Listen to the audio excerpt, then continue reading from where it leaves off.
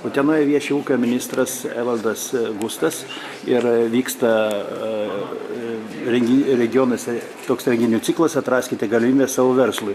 Vienas iš tokių renginių yra Utenos regione. Sakykite, jūs jau lankėtės kituose regionuose ir galite gal palyginti su kitais regionais, kuo išsiskiria mūsų būtent Utenos regionas. Na, šiaip kiekvienas regionas yra specifinis, be jokios abejonės, apart sostinės, nes yra sostinė, visada yra sostinė, arba Klaipėda uostamiestis, tai regionai yra ir turi ir tam tikrus bendrus bruožus ir tam tikrus išskirtinius. Sakykime, kuo išsiskiria Utena, tai matyti Utena išsiskiria apdirbamąją pramonę, tai yra pakankamai stipriai išvystyta ir didelį poveikį daro būtent viso regiono visai ekonomikai. Ir vienas turbūt iš didžiausių būtent procentų indėlio į ekonomiką regionų, tai yra beveik apie 40% BVP sukuria būtent apdirbamųjų pramonė. Kitas išskirtinis bruožas be jokios abejonės šito regiono tai yra turizmas. Lyginant su kitais regionais, šitame regione turime daugiausia kaimo turizmo sodybų. Pagal investiciją, sakysime, investuota iš europinės paramos pinigų irgi, nors regionas nėra didelis, bet 4. vietoje pagal investicijas yra pagal turistų srautą pirmaujantis būtent vietinio turizmo, kaimo turizmo srautus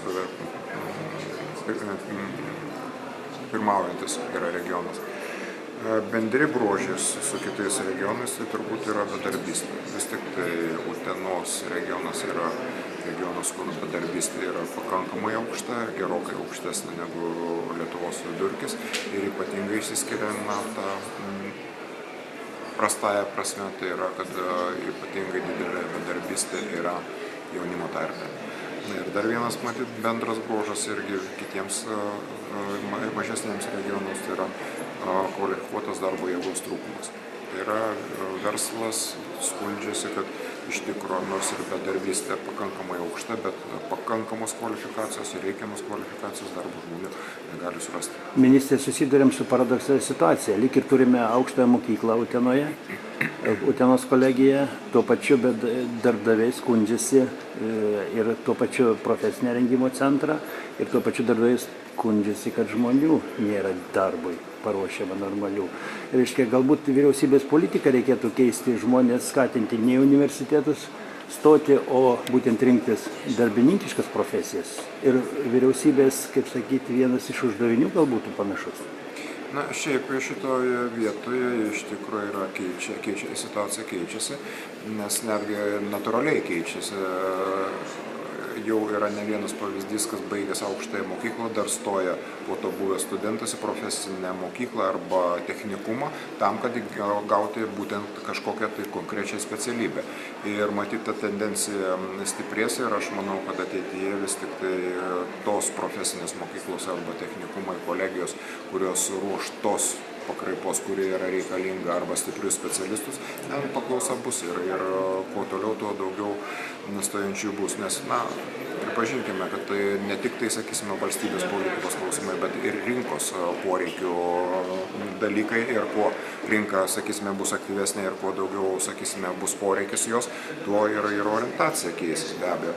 Kitas dalykas yra problema matyti su tuo, ką mes turime dabar, tai yra palikimas tos visos švietimo sistemos, kurie egzistavo iki šiol. Tai yra darbo rinkoje žmonių yra, bet nėra žmonių reikiamos kvalifikacijos. Aš turiu omenyje, sakysime, tos žmonės, kurie laukia darbo vietų darbo biržoje. Jų yra, bet nėra būtent tos kvalifikacijos. Vadinasi, eina kalba ir poreikis atsiranda perkvalifikuoti juos. Ministrė, čia dalyvaujantys šiame forume merai mūsų Utenos apskrities, kai kurie kėlė problemą dėl regioninės politikos. Gal aiškesnę viziją, kokią turite jau atsivežęs į Uteną apie regioninės politikos, atsigręžti į regioninę politiką į regionus? Šiaip ūkio ministerija, valdydama ir investuodama tam tikras ES lėšas būtent verslui remti.